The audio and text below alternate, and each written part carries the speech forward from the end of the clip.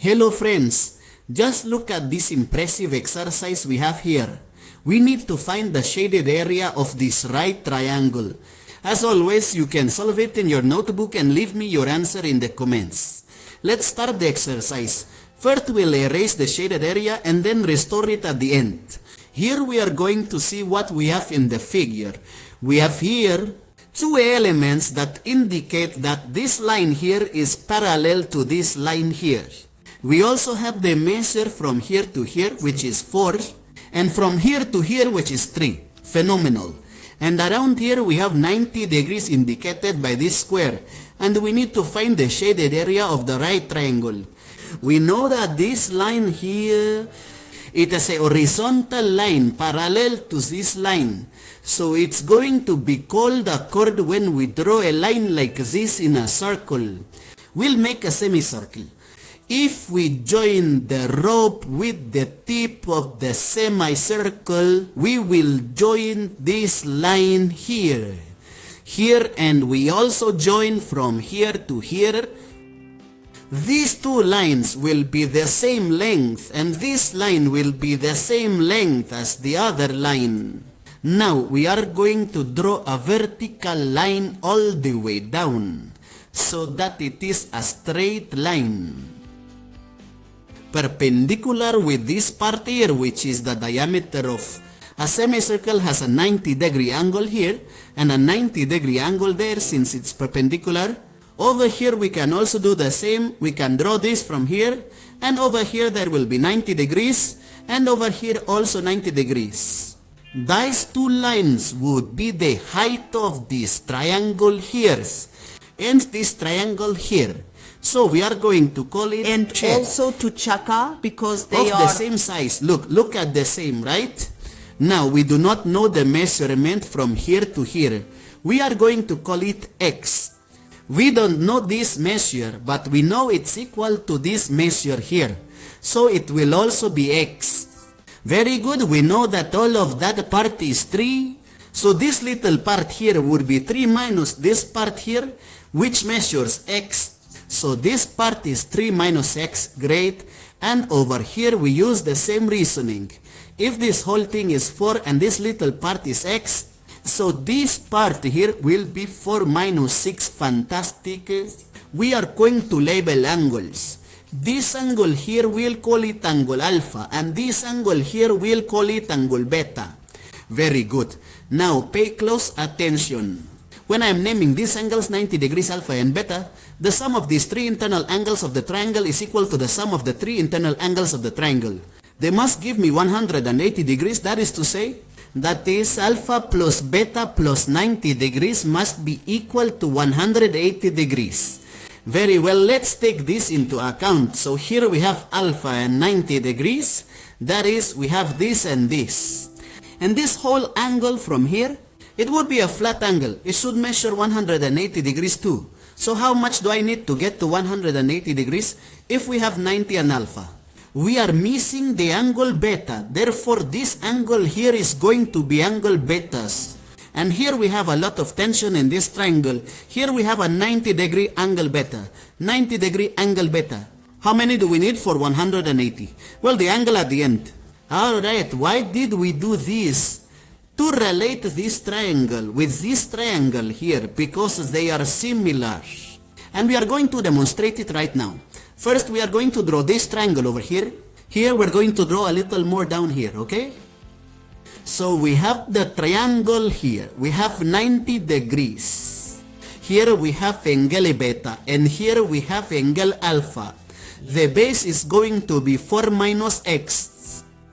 And this part here is x. Very good. Now, this triangle here, we are going to rotate it this way. I am going to draw it here. Let's make it a little smaller. P. So this is how it is turning here. Here are the 90 degrees. This part here would be here, which is H. This angle here is alpha. And this angle here would be beta. And this 3 minus x would come to be this part of here, 3 minus. Very well, and pay close attention that the two triangles have the same angles. That's why they are similar triangles and we can relate their sides. We can say that h is 4 minus x. We are going to write it down here. H is 4 minus x. Alright, let's delete this from here. Come notanti. Yes, okay, it's hoti. Great, and we can move this h to the left side to multiply and this here to the right side to multiply. So we have a h by h equal 3 minus x multiplied by 4 minus x. Fantastic. H by h is h squared very well. Here we apply the distributive property. 3 times 4 gives me 12. 3 times minus x gives me minus 3x. Minus x times 4 gives me minus 4x. And minus x times minus x minus times minus gives me positive. And x times x gives me x squared. So we have that h squared is equal to the first term. Squared x squared. Then we add the like terms. 3x and 4x gives me 7x. And at the end of the independent term, which is plus 12. Very good. Fantastic. We have found there h as a function of x. Let's see if we can find h as a function of x again here. As we will do it, we are going to use Euclid's theorem. Euclid. Very well. First, we are going to draw a line from here to here. Pay close attention. We are going to draw a line to here. And here we are going to form 90 degrees between this line here. Yes, yeah, they are kind. This is because when we join two lines in the perimeter of a semicircle and we join it to the diameter, they will always form 90 degrees. Over here, there are 90 degrees. So this triangle here has 90 degrees. And we are going to use the Euclidean theorem here in this triangle. Pay attention to what is the theorem of Euclid. I'm going to draw a triangle here. Very well. Done. And we are going to draw the height of this triangle. This here is going to be the height. There will be 90 degrees here. Now we are going to call h to this part. This part here we are going to call it a and this part here b. Euclid's theorem tells us that the height squared is equal to the multiplication of these parts times b. So we are going to apply this in this triangle that we have here. The height would also be h, so it gives us h squared. And this area would be all this part of u. We know that from here to here is 4. And from here to here is 3 minus x. So we need to add 4 plus 3 minus x. 4 plus 3 gives us 7. 7 minus x. So this part here is 7 minus x. The part that represents the 7 minus 8 is multiplied by b. What is b? b would be this part here, which in our case is this part that measures x. Perfect. I'm going to delete this from here because we already explained what the theorem is about. Then we have that h squared is the same. We apply the distributive property. 7 times x gives me 7x and minus x times x squared. Perfect. We have again, look it, h as a function of x. So we can match these two things. We can equate this h from here with this h from here. Then we have that h is going to be equal to this h from here. We are going to replace it directly. X squared. We are going to apply it here. X squared minus 7x plus 12. It's going to be equal to what? To 7x. X minus x squared. Perfect. We are going to pass this term to the other side. We are going to leave everything on the left side. We have x squared. This one here we have plus x squared minus 7x. And this one here minus 7x again and plus 12. And this is going to be equal to 0. Fantastic. We have 2 times x squared. 7 and 7 gives me 14. Minus 14x and plus 12. Phenomenal. And this will be equal to 0. Let's delete this part because we've already explained what it was about, right? Alright, so pay close attention because everything can be divided by 2. Let's do it. We get over 2 over. u over 2 and here also over 2. So when we simplify, we simply have x. Simplifying this with this, we have x minus here half 7 and half 1. Then we have minus 7x. Here is x squared. And plus, if we simplify 12 divided by 2, it gives me 6 equal to 0 for 2 because it is 0.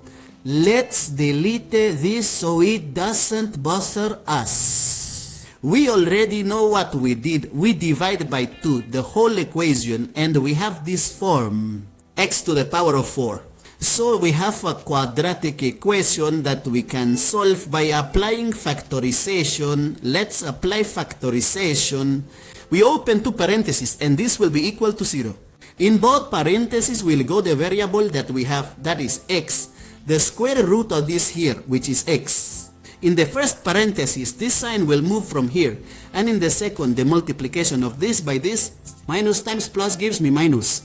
And then we need pay close attention to numbers that multiply to give me 6. And that added or subtracted give me minus 7. Because those numbers would be 6 and 1. 6 times 1 gives me 6. And 6 minus 6 plus negative 1 gives me negative 7. Great. So from here we can set each term, each zero factor to equal.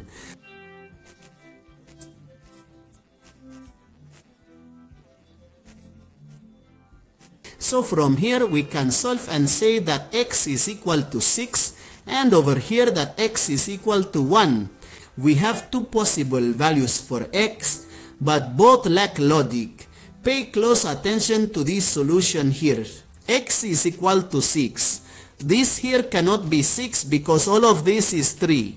So this here cannot be 6 because this here is 3. So this solution does not work for us. Therefore, the solution that works is for x to be 1. Alright, we already know that x is 1. We're going to erase some unnecessary things. We know that this x is 1. We're going to erase it and put 1. So 3 minus x would be 3 minus 1. So this part here is 2.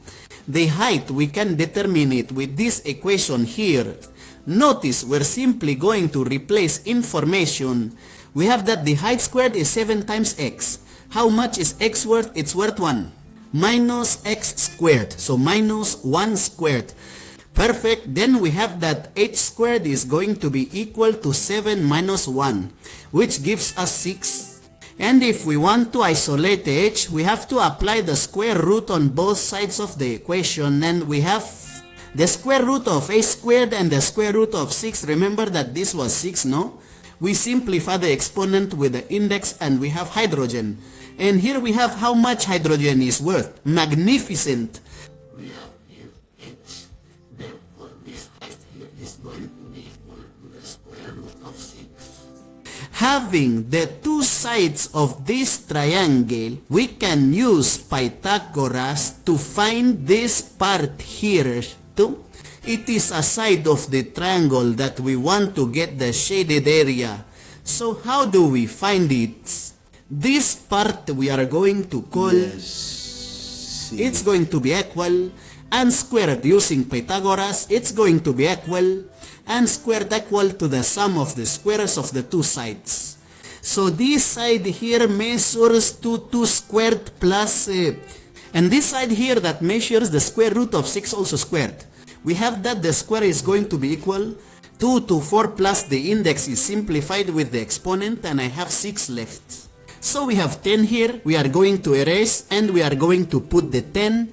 We apply the square root again and we get that y is going to be equal to the square root of 10. Fantastic. We now have one side of the right triangle. Here is the square root of 10. We are going to erase this to continue. We have almost reached the solution. Perfect. We already have this side here, which is the square root of 10. And pay attention, we can also find this part here. This is a rectangle, right? So what does this base give me? It measures 2, right? We already know that x is worth 1. So 4 minus 1 gives us 3. So this part here is 3 plus this part here which is 2. All this part is then without. Yes, just like this part down here, which is also 5. So we already have this part and this part here. We could find this part of the cap using Pythagoras. But we can also use another method. We can draw a line straight up to this vertex. And this would be the height of the right triangle whose area we need to find. So what will the height be? Notice that we already have the same height as this triangle. It will be the same height as here because this is a rectangle. So all these parts measure the same. Here it measures square root of 6. So this is also going to be square root of 6. With these two pieces of information, we can already find the shaded area. Ladies and gentlemen, the shaded area will be the area of the triangle base times height divided by 2. Then we have that the shaded area is the same. What would be the base? It would come to be yes. What is the height? It will be the square root of 6. All of this divided by 2. Awesome. And here we have the shaded area and the solution to our problem. This one here, ladies and gentlemen, is the shadow area. We are also going to leave it written in decimals. The shaded area will be equal to 6.2. 12. It will not be the same because we have more decimals. We are going to put this with the shaded area will be approximately 6.12 square units. Fantastic. Let me know in the comments if you liked the video, and don't forget to subscribe and give it a like so you don't miss the next challenge. See you. Translation. Bye bye.